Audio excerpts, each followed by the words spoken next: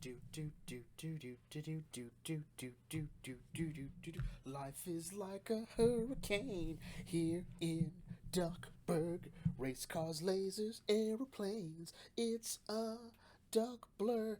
Hey guys, welcome back to the Bucket Think Tank, and today we're going to talk about Uncle Scrooge and the Infinity Dime, a story I'd been pretty much obsessing over since it was announced it was going to happen. So, it was announced a couple months ago, actually I think earlier this, like the beginning of the year, roughly, that Marvel is going to put out an Uncle Scrooge comic. I'm like, oh, okay, that's cool. I like it. All right.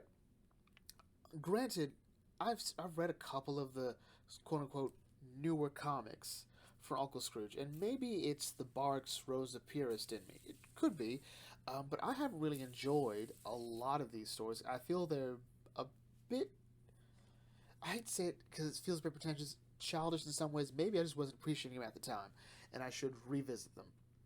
And I probably will at some point because I do feel that I do sort of underplay the Italian comics a bit.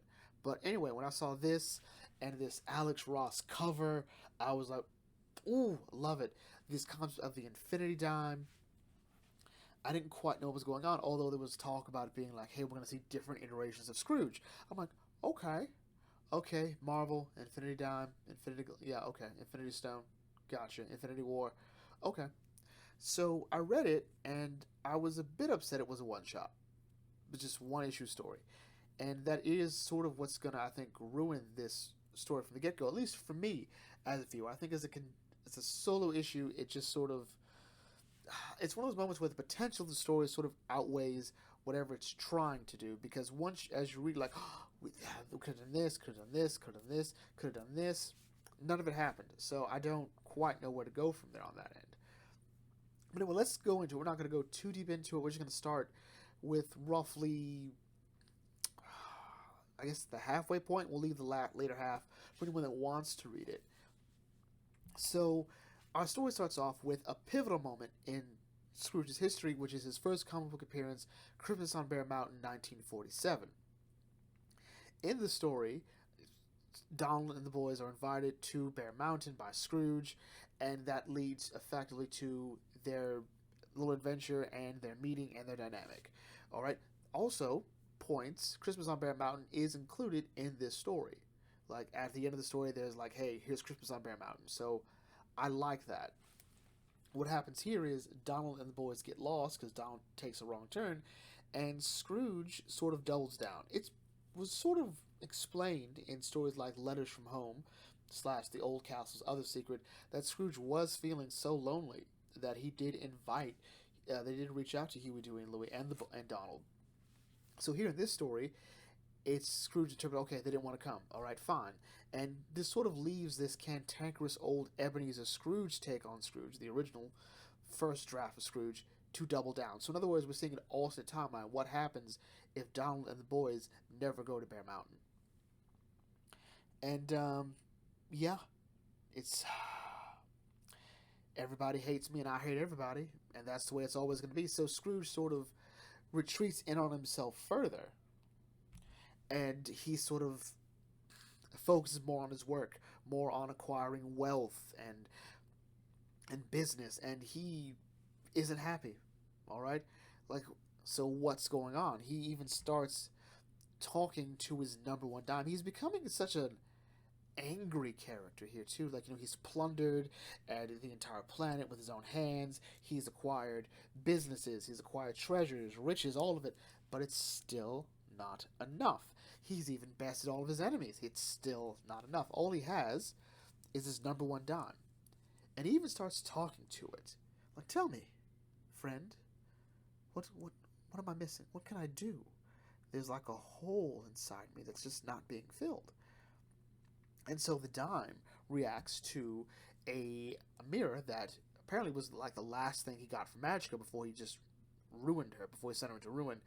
And it says it connects to other worlds, so it connects, and Scrooge sees another Scrooge with another dime, and he takes it. He's like, oh, this is what I need.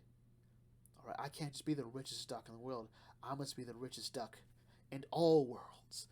And so we then cut to what I guess is supposed to be I would say modern day Scrooge. There were plenty of different directions we could have gone with this in terms of which Scrooge, but I don't think it mattered depending on which direction to go with. But anyway, um, Scrooge and the boys are returning to Duckburg with Launchpad piloting, and they see the money bin being taken into a sort of pinkish circle in the sky. Scrooge is like, I gotta deal with this.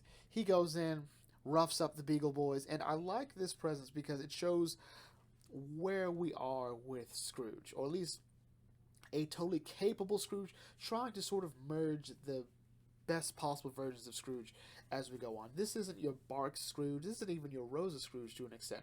This is sort of a fusion of Barks and Rosa Scrooge because we see an experience, we see a feistiness, we see the sort of we see the energy that we see from the 87 and even the 2017 Scrooge is when here. So we are also looking at sort of what the modern day Scrooge will be, which is an amalgamation of those four, at least I think.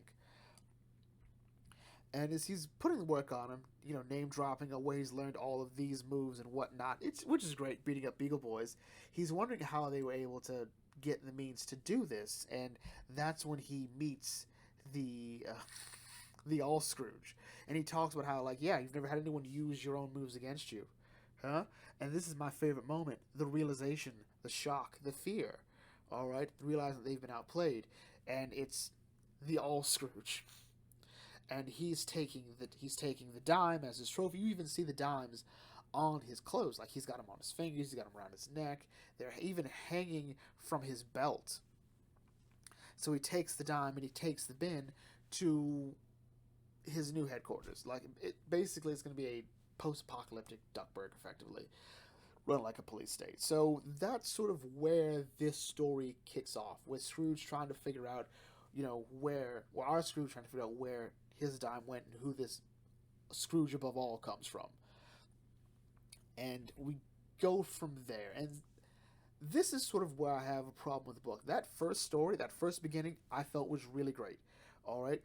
But the problem is when we get there and we get the sort of different Scrooges, these are all pretty much Scrooges from the life of Scrooge. These are all Don Rosa Scrooge, minus, I believe, the Space Cadet on the far right. I have no idea where he's from.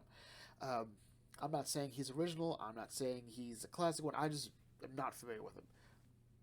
It could be Scrooge in the far-flung future will move his money bin to outer space. Which almost felt like something that Rosa teased in another comic he did with Scrooge, where he sort of falls in love with the idea of prospecting in space as like the final frontier. But these are our Scrooges. That's it. So we've got Scrooge from Last of the Clan McDuck. We've got Scrooge from Bucker with the Badlands. We got Scrooge from the new laird of Castle McDuck. We've got Scrooge from that looks like Dreamtime Duck of the Never Never, but he's riding a lion, so he might also be Terror of the Transvaal Scrooge. We've got Scrooge from King of the Klondike. We've got Present-day Scrooge. So these are all pretty much Scrooges from the same... These are Scrooges from different timelines of the same universe. And I think that might have been the mistake, because also there's no interaction really between them. Scrooge just sort of arrives, and then it jumps to weeks later after he jumps through the mirror. And they're just all there. I thought, no, we should have... This is the problem of being a one-shot. Like, had it been more, we'd have seen Scrooge meet all the other Scrooges from different Earths. Like, imagine if it had been these four meeting up here. We've got Scrooge from the 87 cartoon, the 2017 cartoon, not my favorite Scrooge, but whatever. We've got Don Rosa's Scrooge, who probably be the sort of best of all worlds, really. And then we have the sort of learned Scrooge from Scrooge and Money, that fun short. I think that would have been a bit more interesting, even more as you compare to other Scrooges from other comic books. But at the same time, taking Scrooge from different timelines, I think works too, but maybe we could have worked that a bit better. I think, ultimately, this is a solid story, but it always feels like, we took some lacklusters. Maybe all they could get was a one-shot, or maybe there'll be more. Maybe there'll be an expanded one later. But really, this is a fun one and done that maybe if more stories come from it, I think it'll be looked upon better, at least by me. Jason Aaron, I think, has an idea of the universe he wants to be in, but he definitely did sort of write what is Scrooge in the Marvel Universe, effectively.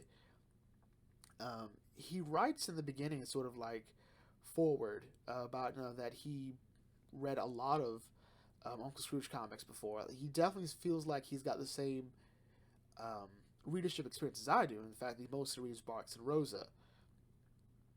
But which is interesting because this artwork definitely feels like it's from the Italian comics. Again, this isn't bad in itself, but I felt like it's such a wasted opportunity. That I don't know. Some people say like he doesn't quite get Scrooge's voice. I think he gets modern Scrooge's voice right um, for the story he wants to tell. But I think the best thing he did was keep the fight in the money bin. But I think it should have gone even further. We should have seen Scrooge's like diving into the money bin, avoiding the Scrooge above all. But it never quite feels like we're having any real sort of discussion afterwards because we get it in terms of the premise. The Scrooge above all is what happens when Scrooge doesn't connect with his family. And we see that sort of character, what that character becomes.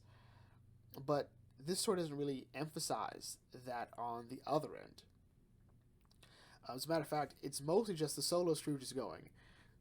And even their trump card at the end is only there to take down the Beagles.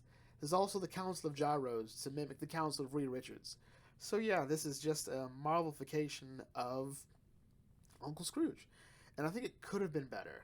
I think it really could have been. But for what it is, it's solid. It's solid. So if you haven't read Uncle Scrooge and the Infinity Dime, I suggest you do.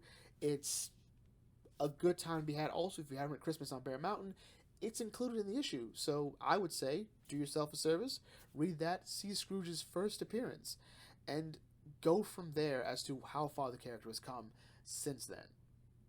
Anyway, with that in mind, this brings to a close. If you're new to the thing, feel free to like, comment, share, subscribe, smash the thumbs up button. I'll catch you all later. This is Bug Think Tank signing off. Thanks for watching. As always, may your fandom serve you well.